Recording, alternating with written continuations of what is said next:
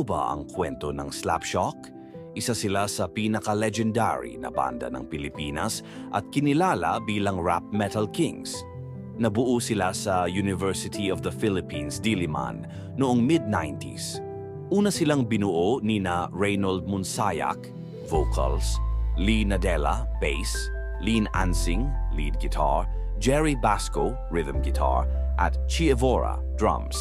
Pero nang lumayo si Reynold para mag-aral ng law, pumasok ang pinsan ni Jerry, si Jamir Garcia. Dito nagsimula ang tunay na classic Slapshock sound. Mula sa underground scene ng Myrix at Club Dread, mabilis silang sumikat.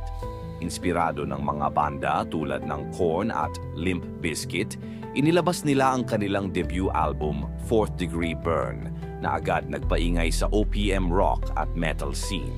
Sinundan pa ito ng Headtrip at Project 1141 na nagdala sa kanila sa mas malaking entablado. Kilala sila bilang rap metal kings, pero hindi sila tumigil doon. Habang lumilipas ang taon, nag-shift sila papunta sa metalcore at alternative metal. Mga album tulad ng Novena, Silence, Cariño Brutal, 15 Calibre at Atake ang nagpatibay ng kanilang pangalan bilang isa sa pinakamabibigat na banda sa bansa. Slapshock ang unang Pinoy metal band na nakapag-sold out ng malalaking venues gaya ng Folk Arts Theater.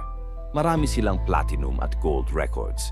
Mga kantang tulad ng Agent Orange, Ngayon Na, Misteryo at Carino Brutal ay naging anthems ng buong henerasyon ng OPM rock fans. Noong 2020, matapos ang mahigit 2 dekada, nagkaroon ng internal issues at inanunsyo ng banda na magdi-disband na sila. Ngunit mas dumurog sa puso ng fans ang sumunod na balita. Ilang linggo lang matapos ang disbandment, pumanaw si Jamir Garcia, isang mabigat na dagok sa OPM scene at sa lahat ng nakikinig ng kanilang musika.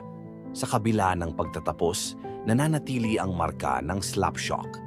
Ang ilan sa miyembro ay nagbuo ng bagong proyekto, pero para sa fans, walang papalit sa Slapshock. Isa silang simbolo ng lakas, angst, at puso ng Pinoy rock. Follow Dash's story for more band stories.